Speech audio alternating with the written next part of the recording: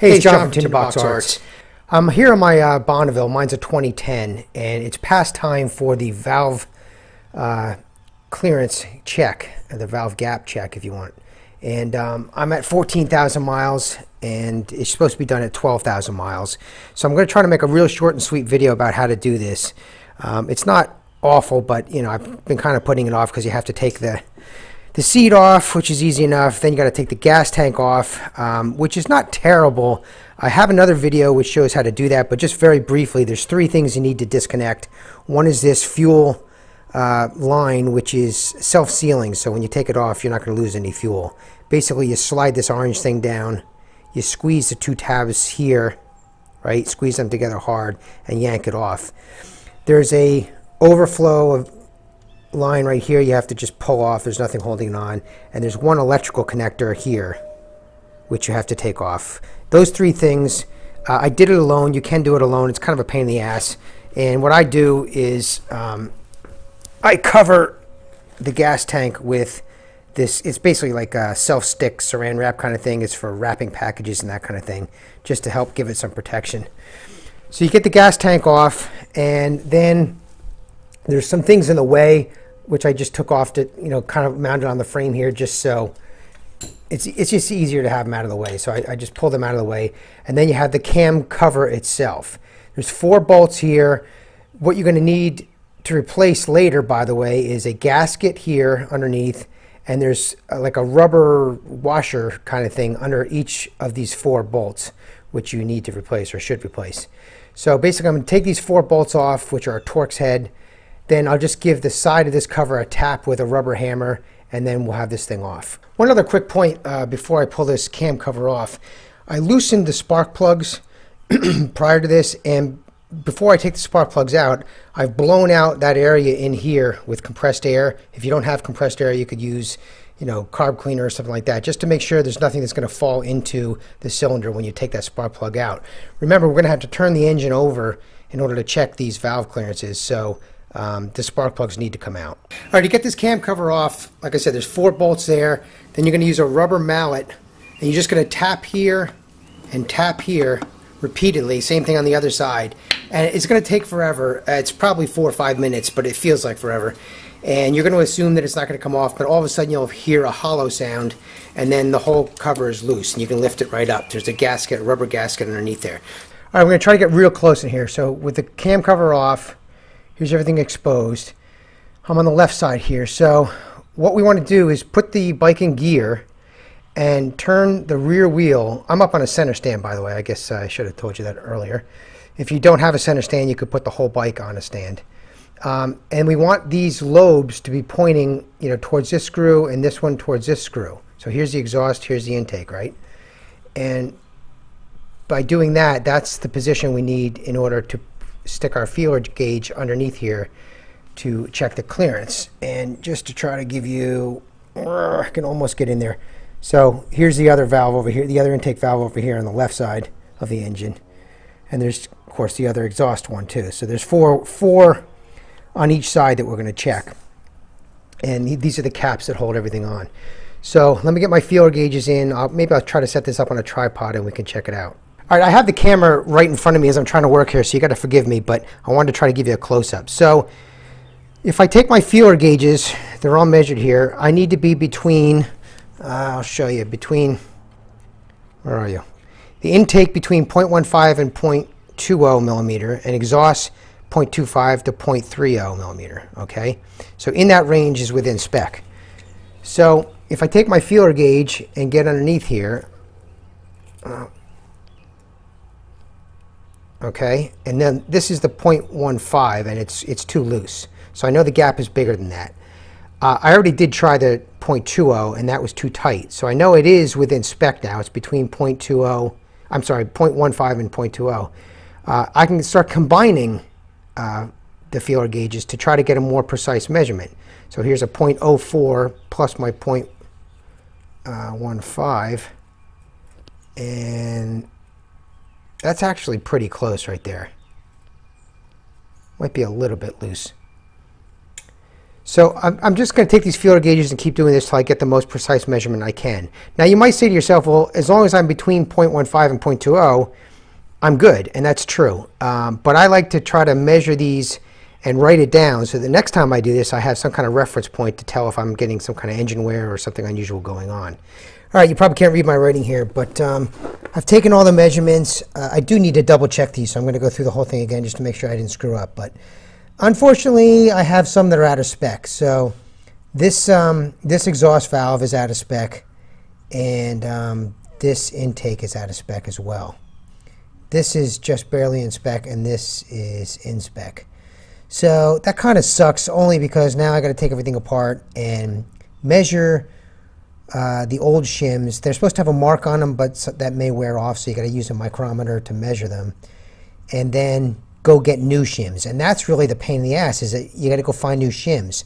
Now these are 25 millimeter shims, which are available, I'm told, from other bikes that will fit. But, you know, either way, I got to go searching these out now, which really sucks because I really wanted to ride. All right, let me get you caught up here. I got to admit, I'm a little cranky. I was hoping I didn't have to do any swapping of shims, but here I am. So, part two. If you do need to change the shims out, this, by the way, is just old socks I have plugging up everything. So I have the spark plug hole plugged up and the oil passages plugged up as best I can. I just don't want to drop anything down there. So what I've done so far, and this is what you need to do, first of all, they say you need to remove the alternator cover, both to turn the engine over and to align the timing marks, but I don't think I really need to do that. I have a center stand, and I'm using the tire to rotate the engine. It's in gear, and there's timing marks, or an alignment mark, I should say. There's a dash and a dash here on this gear, and then there's a single dash here, right? So those three dashes are lined up. And on this side, there's a dot and a dot on this gear and a dot on this one, and those are lined up, all three of them. Not sure, let me try to get a pencil in there. There, I think you can see it. So there's a dot right there, and a dot and a dot. On this side, come on camera, there's a dash and a dash and a dash right there. So all those are lined up, so you know they're in the right place.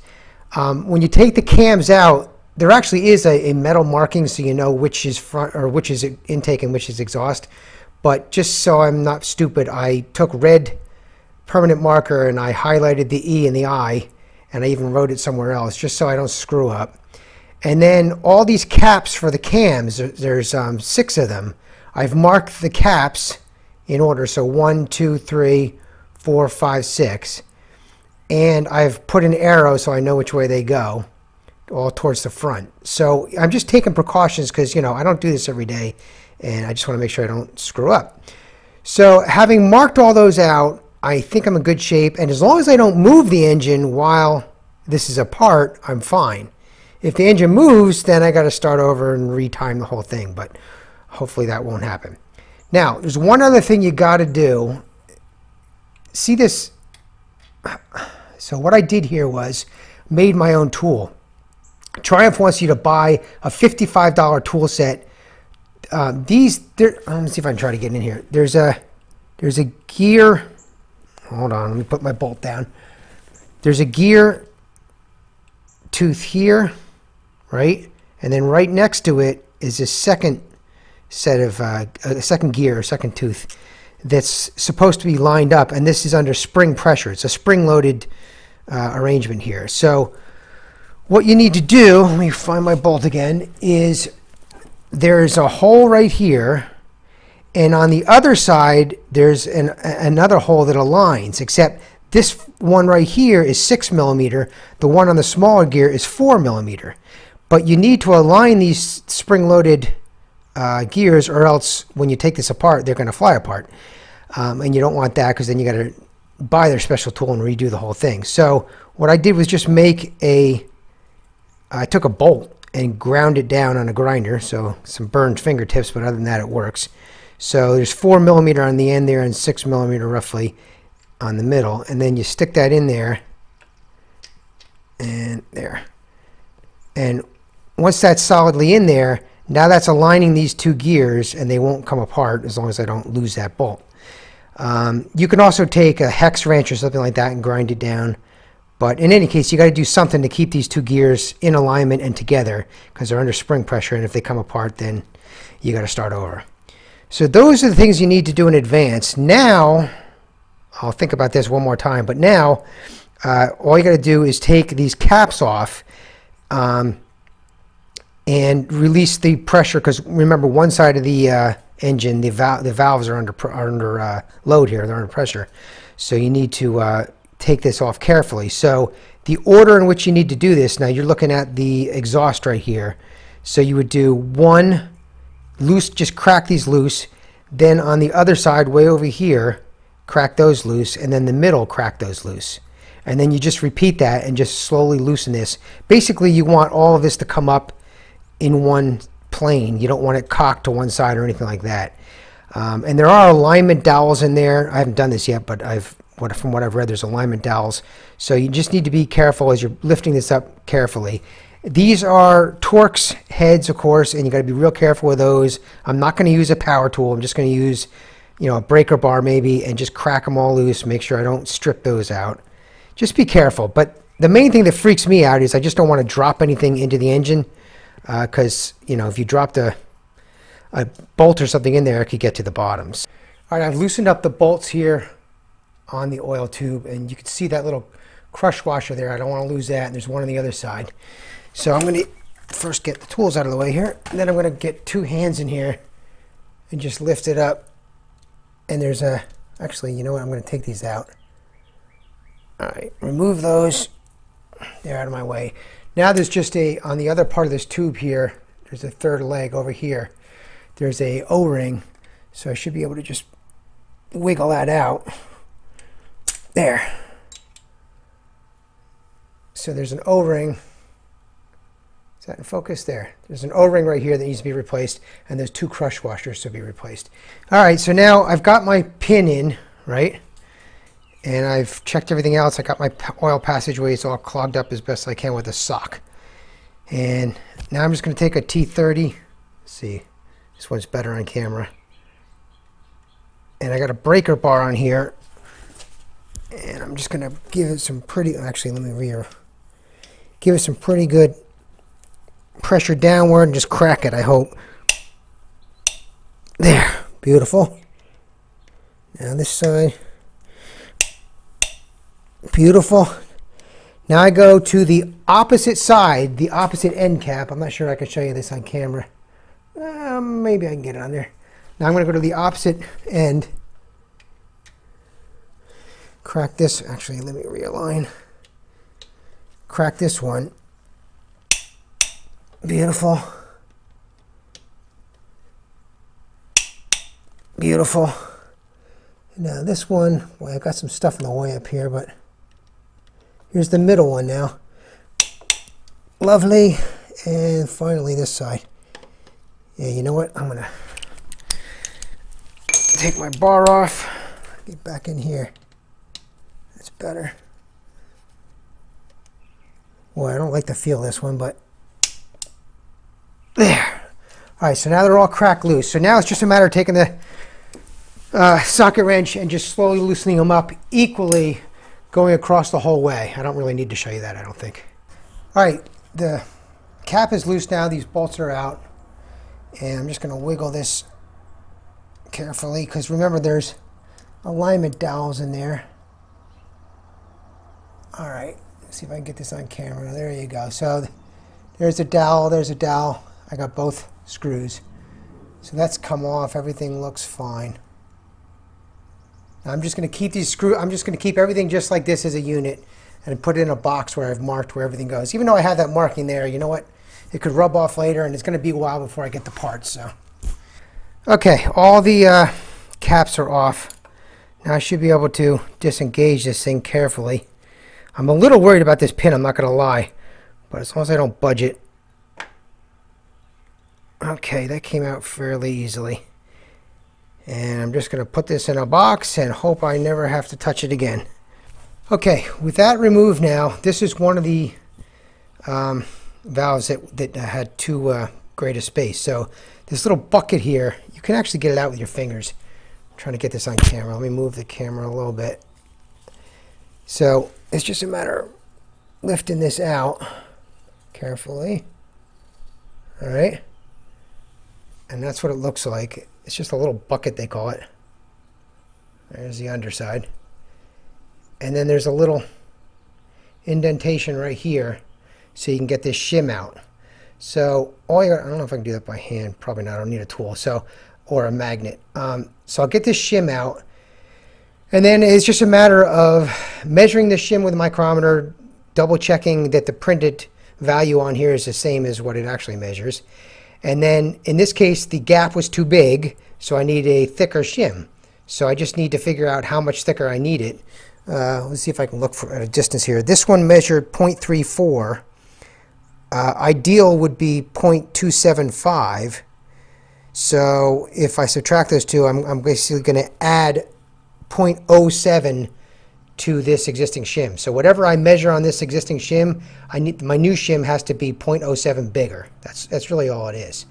So I gotta be very careful though, because I haven't labeled these, that I don't mix them up. And I think what I'm gonna do is actually mark it and everything, and then I'll just put it right back where it came from, because there's no need to keep it anywhere else. All right, I don't want to make this video too long, but I'll just catch you up so you know what we're doing here. So we're still on I'm still on the same bucket here. So here's what it looks like without the shim in it. Okay. And then the shim here, sorry, I got to do this one-handed. The shim here, I have my micrometer. Unfortunately, damn it, I have a micrometer that measures in inches, so I always have to convert. I don't know why I haven't spent the money on a metric one, but anyway, it measures about 0.110, okay? And if I convert that to metric, it's about 0.28 millimeter, if I did that right. I gotta double check that. And it should have a marking on it, but it really doesn't. There's just here's the top. There's just a remains of the marking. You can't see anything. So you really have to have a micrometer to do this right. So now, if I come back over here, again, I got to double check my numbers. I'm in the garage right now. I got to go down to the computer and just make sure I did this right. But I measured 0.34. I needed to be between 0.25 and 0.30 as far as the gap, right? The middle of that gap is 0.275. So if I take 0.34, subtract 0.275, that's the difference, 0.07, between what I am and what the ideal is. Then I measure the actual shim, and I'm at 0.28 millimeter. So what I need to do is go up a thicker shim to make up this difference. So I can add 0.28 to the 0.07, and I got to look what's available. But whatever the closest to that is the one that I'll buy. And now I just got to do the same for this and the same for these. So it's not rocket science. It's just a pain in the ass, because you have to order everything, and you don't know what you need until you take everything apart. So that's the process. You can see I made myself a little box here just so I don't get anything mixed up. And all the caps are separated. I'm going to put these back in after I measure them. That way I can't screw it up. And then I'll order the parts. And when they come in, assembly is reverse of what I just did. I just got to make sure this thing doesn't come out and nobody touches this and nobody turns the engine over. Other than that, we're in good shape. So that's how you check the valve clearance, and if it's not good, that's how you check the shims, and then it's just a matter of ordering the right ones from Triumph. Or I have heard that Honda and maybe Yamaha shims are also 25 millimeter, except that they may not come in the increments that you need. But if you're in a pinch, you can check a Honda dealer and see if they have shims that will work for you. But regardless of that, you still need the crush washers here and the O-ring here for the tube, and you're going to need some of the other parts, the gasket and all that for the cam cover, so you're kind of screwed anyway. Just a couple quick little thoughts on reassembly. I do have the new parts now, and the new parts are labeled. Try to get closer as you can see. And I am not trusting that necessarily, though, so I am miking them up. I even got a metric micrometer. And they're pretty close. You know, they're not exact according to my micrometer, but they're pretty darn close. So as I'm reassembling here, I'm taking one at a time, the old one out, just so I don't mix it up. Double checking, I'm miking my old one, installing my new one. Here's the bucket. And when I reinstall this, in the bucket in here and, you know, underneath and on the sides, put a little oil, and I made myself a little bowl here, and I'm using this stuff. You want to use something to, when you reassemble this, so it has some lubrication when it starts up. So I'm using a combination of oil and that stuff, and of course I'll coat everything liberally with oil before I button it back up. But you want to just make sure you're putting some kind of lubrication there and double checking everything as you go back together. Alright, with everything back together, I just want to point out a couple more quick things. You do want to check a second time after you have everything back together, which I did. My exhaust valves are in good shape now. One of the intake valves, though, was too tight. So I ended up having to take the intake cam back off, and I was able to swap that one intake shim with one of the old ones, and it worked out okay. So now everything's within spec, and it's time to put everything back together. I got a new crush washers and a new O-ring on the oil pipe. That's in. Everything's torqued down to spec. And one last thing I'll mention is this cam cover can be a pain as far as leaks. I've taken it off before. When I first got this bike, it leaked.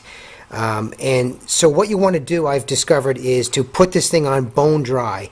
Make sure all the mating surfaces are completely wiped clean of oil, and same with the cam cover itself, and then just hand fit this sucker in there.